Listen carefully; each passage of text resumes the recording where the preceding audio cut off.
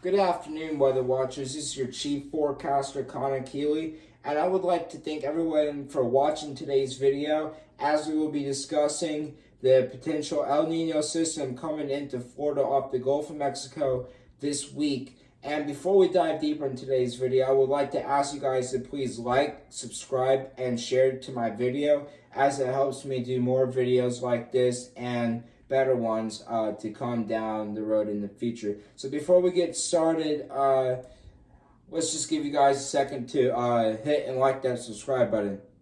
Did you hit it? Alright, cool. Now let's dive into today's video.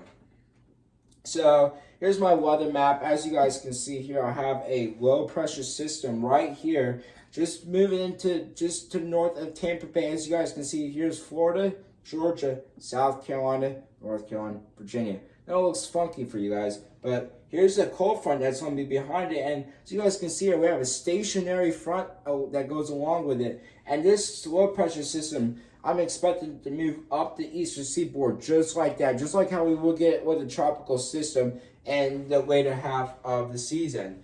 Now let's go ahead and take a look at our rainfall totals. Now let's take a dive into the rainfall totals. So as you guys can see here, we'll start off from north to south, I guess. So we'll start off here, up here in Levy County, Florida. I'm expecting anywhere from 1 inch to 2.5 inches of rain, possibly. Go over to Marion County, just to the east. I'm expecting you guys to also get 1.5 inches to 2.5 inches of rain. And also in west central Marion County, I think you guys could get 2.5 to 3.5 inches of rain. And that also goes for places like Hernando, Citrus, and Sumter counties as well. And as we move farther into the south now, into places like Pasco, Pinellas, Hillsborough, Northern Manatee, and Western Polk County is where I think we could potentially get a chance to get 3.5 to 6 inches of rain. And right here in this red spot is where I think we could get potentially 6 to 8 inches of rain, possibly, if we get the system to come in just to the north of the state like that. Just to the north of the Tampa Bay region like that, I meant to say.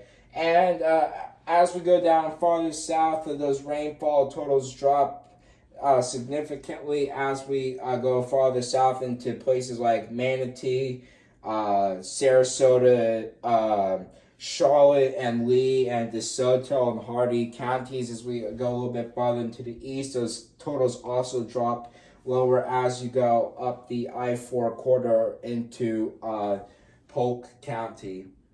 And go ahead and take a look at our Euro model symbols. So this basically just shows us where we have a bunch of low pressures and stuff. So exactly right here actually is where we're expecting the low pressure system to be exactly. But I wouldn't be surprised if, this is just an assembled model, so like it just shows like a bunch of low pressure locations. So these low pressures could be anywhere on this map. It could completely miss Florida and just go down through Cuba, or it could just go right up to the north and be your classic Dixie Alley event potentially as well. So let's go ahead and take a look at our severe weather parameters for Sunday through Tuesday of next week. And as you guys can see, it's prime down here in South Florida, man. You get those parameters up for 75 to 80. That's definitely high enough for EF2 plus tornadoes. So it's something that definitely could potentially be a backyard chase maybe. So, but as you go farther north into the Tampa Bay region, it's about 60 to 65. I mean, that's good for tornadoes, but it could be a little bit higher and stuff for stronger tornadoes potentially. But I want to take a look at this percentage map here for your 6 to 8 percentage for top 105 analogs with at least one tornado report within about 70 miles of your prone location. And it's already shown me a 40% chance right here in Tampa. So, like, that's low and stuff, but that's pretty close to us still. Here's your discussion for your severe weather. So I'll just kind of read this out to you guys. It says an area of interest exists for mainly isolated severe potential centered on early day 6 across the Texas and Louisiana coastal plains, and sometime on day 7 over the Florida peninsula. So that's what I was showing you guys earlier. Saying that large-scale predictability has increased over the past 24 hours with the subsequent evolution of the well-advertised full-latitude long-wave trough approaching the west coast on day 4. Amid several embedded vorticity maxima and a very fast mid-upper jet, the trough will become negatively tilted, followed by evolving into a closed low near and along the Gulf Coast through this weekend, with surface ridging being maintained across the eastern Gulf and Florida on day 4 to 6. The warm moist sector should be sparsely confined initially to the western Gulf, while this will undoubtedly lead to thunder coverage increasing substantially by late Friday over parts of Texas. The bulk of isolated severe potential should be maximized on Saturday near the coastal plains, where boundary layer moisture will be richest. Guidance suggests a progressive evolution will persist into Sunday, potentially yielding a rapid influx of Gulf moisture for seemingly isolated severe threat across the Florida peninsula next Sunday.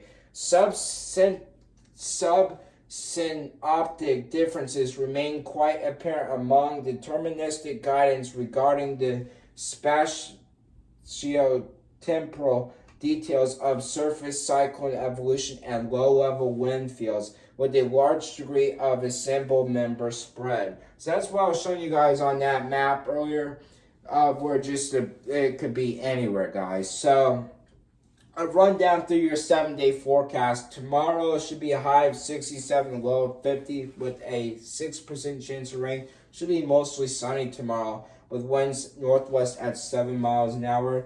Wednesday, it'll be a high of 70, low of 44, most partly cloudy, high of 70, low of 44, 6% chance of rain. Same thing Thursday, partly cloudy, high 67, low of 51 with a 4% chance of rain.